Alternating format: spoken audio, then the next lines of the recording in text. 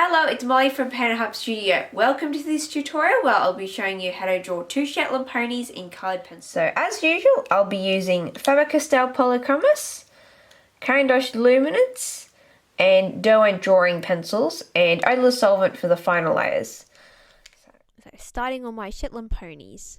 So I'll be using this light brownie tone to block in the face. So I'm going to go through and I've defining the fur direction and texture with these darker colours and adding a little bit more of that colour for saturation.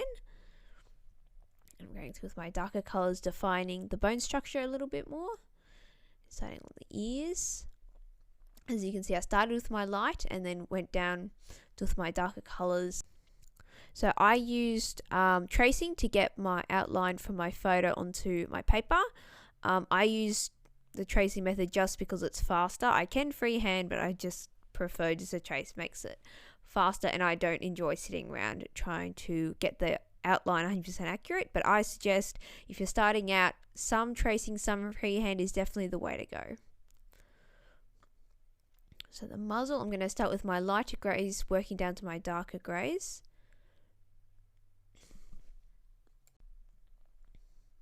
And then I'll be using my Polychromos black for the deeper shadows on this piece. And the highlights and the white glazing will be Caran-d'Ache Luminance white and Derwent drawing Chinese white.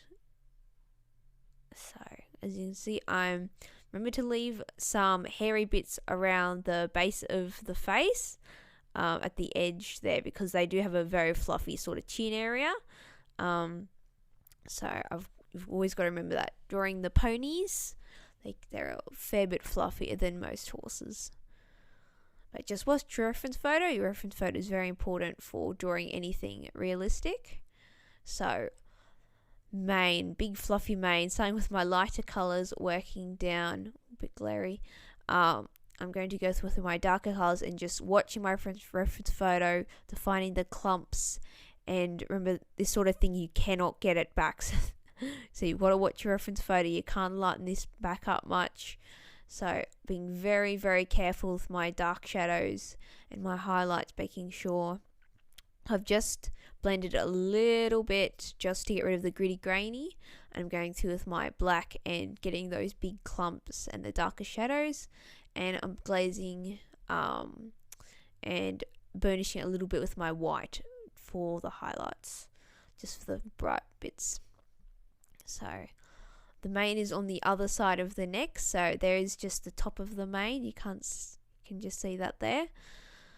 And as you can see, I've just added the mane coming from the other side. You can see there. So making sure that I'm leaving that very soft, the edges, because you can't see every individual first edge, but you don't want to define the clumps so much that it looks like it's got dreadlocks.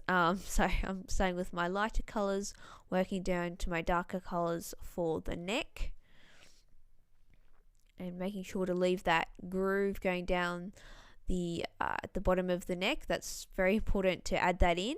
It's a very important part of a horse. And I'm using Derwent drawing black for the final shadows, and then I'm blending it with odorless solvent. So starting on the foal, I'll be using my light browns, working down to my darker tones for the shadows, watching my reference photo where all the hair direction goes, the length of the fur. It's all very important for drawing horses, getting that structure of the face right. And especially with foals, you've got to make sure they look like foals and not grown up. So as you see, they have that short stubby little face and fur and their little mane. So now I'm just glazing a little bit with my orange and working on the little nose. I'm going to start with my lighter, working down to my darker tones, and my black for the inside of the nostrils and the mouth. And I'm going to glaze with a little bit of white.